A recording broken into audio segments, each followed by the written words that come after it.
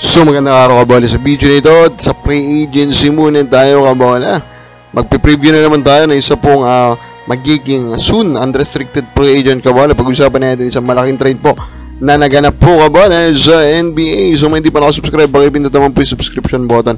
Comments muna tayo ng mga fans. Ronald Burbusidad, pa-shoutout sir. Then Stanley Medina, hindi na pa ito nalalabas, putos, talo na agad yung mga nasa taas ng standings. Prediction lang po yan. Maliari Mascareñas, pa-shoutout naman, Idol. Thank you so much, Idol. Did you know na magre-retain si RSA bago mag-retire ang boss sa SMC, mag-champion ulit? With a new set of terrific players converge of then heading, SMB will have maturite. Parang LA Lakers at Dallas Mavs ang mangyayari, sabi niya kabola. Wow, maturite.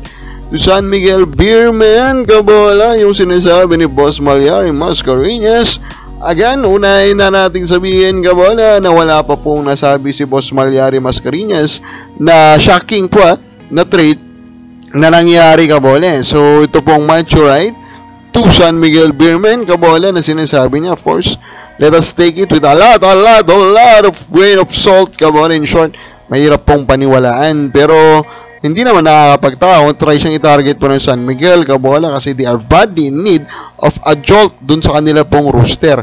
Pero hindi rin po yan madali. First, of course, si Maturite is playing well dun po sa Japan kabola. Dun po siya naglalaro ngayon. So, nandun po yung kontrata niya. Now, of course, they need to make a trade nga po with Phoenix. And Phoenix, by our last info pa rin naman, is still an independent team.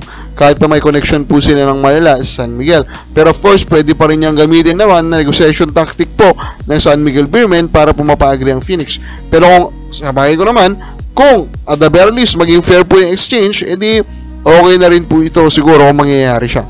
Nico Serenado, talo na rin Ocean Game 1 but konting makarecover pa. Now speaking, kabola of the playoffs po sa PBA, congrats to Northport Batang Pier. They won against Magnolia Hotshots. Pasok na po sila kabola dito po sa semifinals. For me, this is a good evidence that for this tournament kabola, mukhang they're allowed to go out kabola and do their best and win as much as possible.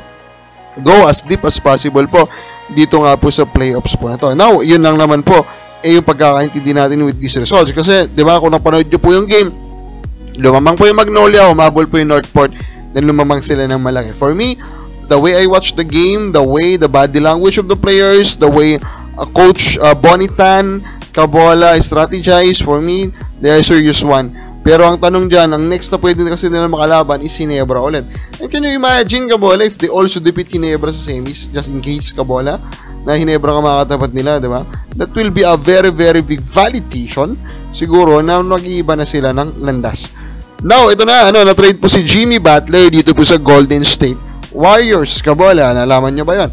Hits, naman po marireceive niyo is Wiggins, Anderson, PJ Tucker, and na 2025 first round pick na protected. Now, tatanong ka siguro, ano yung protected? Sa ano po kasi, sa NBA kabola, pwede mong protektahan yan. We say protektahan, pag nag-fall siya doon sa protection, like halimbawa ito, kabola, top 4 protected ata. Kung nag-fall po yung pick, kabola, ng Warriors in the top 4 pick for this 2025 draft, halimbawa lang, ibabalik pa rin po yung first round pick na yan sa Warriors.